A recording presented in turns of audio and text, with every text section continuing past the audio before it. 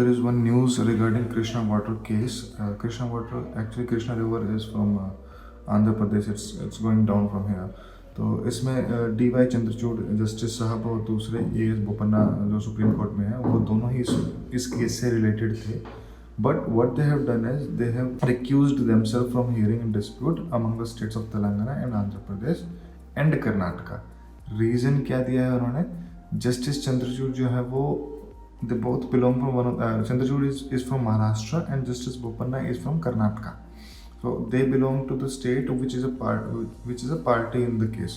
तो वो आपस में conflict of interest ना लगे, so they are taking themselves out from this. We don't want to be like they have quoted. We don't want to be targets of invective.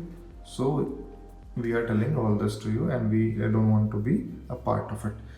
This led me to read my book जो कि हम पढ़ रहे थे, the Laxmikanth for ethics integrity and aptitude. इसमें एक topic है conflict of interest and conflict in administration. So the first topic itself is conflict in government. उसमें समझा रहा है कि conflict of interest एक्चुअल में है कैसे, कि the process many different interest. मतलब एक इंसान के पास क्या है कि बहुत सारी रिस्पॉन्सिबिलिटीज होती है ज़िंदगी में.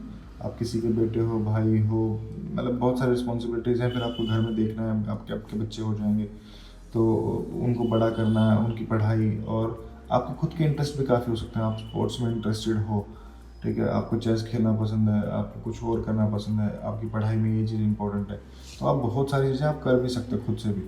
सो as a person has multiple roles in the family and they have multiple interest as well, ठीक है, जो कि अनअवॉइडेबल है. लेकिन अगर पब्लिक ऑफिशियल्स जो हैं उनको हम कहते हैं पब्लिक ट्रस्ट का स्टीवर्ड्स हैं, ठीक है, तो पब्लिक ट्रस्ट उन पर डिपेंड करता है. उसको क्या करना होता है कि उसको पब्लिक इंटरेस्ट अपने इंटरेस्ट से ऊपर रखना होता है हमेशा. और वो कब ऐसी चीज़ें फेस कर सकता है कि मान लो कि किसी प्रॉपर्टी का बंटवारा हो रहा है, तो उसमें वो जो पब्लिक सर्वेंट है वो इन्वॉल्व है, और वो लगता है कि वो पब्लिक जो ज़मीन का जो बंटवारा है उस ज़मीन में कहीं ना कहीं उसका भी हिस्सा है, तो वो लगता है कि शायद अनबायस्ड रिजल्ट देगा. तो वो जो अनबायस्ड जहाँ लगता है कि शायद कन्फ्लिक्ट ऑफ इंटरेस्ट है, वहाँ उनको दिक्कतें फेस करने को आती हैं. ठीक है, तो इसमें ही ये बताया कि भाई कैसे 3 चीज़ें हैं कि अगर ऐसा कुछ आता है आपके सामने तो आपको क्या करना चाहिए. पहली चीज़ तो ये कि भाई कैसे कैसे एथिक्स में इश्यूज आते हैं, तो guidance in identifying conflict of interest, and second what should be done. तो क्या होना चाहिए भाई, कमर्शियल इंटरेस्ट और फाइनेंशियल अरेंजमेंट में ऐसा कुछ भी हो, इवन अगर आपको कोई खाली लंच का बॉक्स भी फ्री ऑफ कॉस्ट दे रहा है बिना किसी काम के, तो वो कन्फ्लिक्ट ऑफ इंटरेस्ट में सब्सपेक्ट किया जा सकता है. But how to resolve it? The resolution is simple. The proper response for in to 3 categories: avoid, disclose and recused. Avoid मतलब ये पहली कमर्शियल बेनिफिट कहीं भी है तो पहली बात तो ये कि इनको लो ही मत, इनको ख़त्म करो, इसको अवॉइड जितना हद तक हो सके उतना अवॉइड कर दो. इट इज़ नॉट दैट कि बाय फार आपको लेना ही नहीं है. It does not mean that absolutely no non-veg benefit may be accepted, but it does mean that some are prohibited and that should be carefully scrutinized. The main thing is to be scrutinized. अब जैसे मान लो एक dentist है, ठीक है, अब वो dentist के पास जो दवाई आ रही है फ्री में, वो किसी डेंटल दवाई बनाते हैं उस कंपनी से ही आ रही है वहाँ पे डायरेक्टली, तो ऑब्वियसली उसको तो बेनिफिट जो मिल रहा है वो बाद में उनको रिजल्ट करेगा कि अगर कोई कॉन्ट्रैक्ट गवर्नमेंट को निकालना है तो उसी कंपनी को जाएगा जो उस डॉक्टर को फ्री में चीज़ें पकड़ा रही है. हो सकता है, पॉसिबिलिटी होती है इसमें, ठीक है. देन दूसरा कन्फ्लिक्ट ऑफ इंटरेस्ट होता है कि भाई किसी कमेटी या बोर्ड के साथ अगर आप बैठे हो, सो उसमें आपको लगेगा कि भाई unfairly influence of deliberation in favour of one candidate and against the other.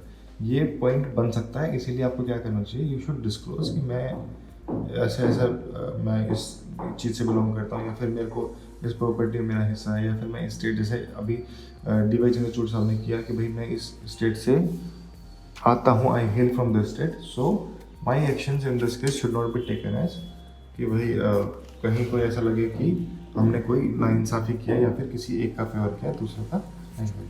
So it's good to read कि जो भी कुछ न्यूज़ में आता है उसको फिर अपनी बुक से कोरिलेट करके देखो. तो केस स्टडीज़ में केस में एक्चुअल में ये क्वेश्चन में रेप्लिकेट हो जाते हैं, क्योंकि न्यूज़पेपर हम नहीं पढ़ रहे सिर्फ, जो यूपीएससी का एग्ज़ाम सेट करेंगे वो भी डे टू डे लाइफ से ही जी रहे हैं, तो उनके दिमाग पे भी यही चीज़ें हावी होती हैं कि हाँ वही उसमें ऐसा हुआ था, चलो यही क्वेश्चन पूछ लेते हैं उठा के, तो वो हमसे यही क्वेश्चन पूछ लेते. If we are smart enough कि हमने न्यूज़पेपर में यही चीज़ पढ़ रखी है और यही चीज़ हमें पता है कि ये चीज़ हमारे सिलेबस से कैसे मैच करती है, तो that will be a good thing to do because we are in tune with what UPSC exam maker is thinking. तो उसने जो सोचा हमने भी वही सोचा, उसने क्वेश्चन पूछा हमने उसका आंसर पहले से तैयार करके लिखा है, आंसर वो पूछेगा हम लिखेंगे, हमें उन लोगों से ज़्यादा नंबर मिलेंगे जो कि इसके लिए प्रिपेयर्ड नहीं थे because we have got a chance to prepare it.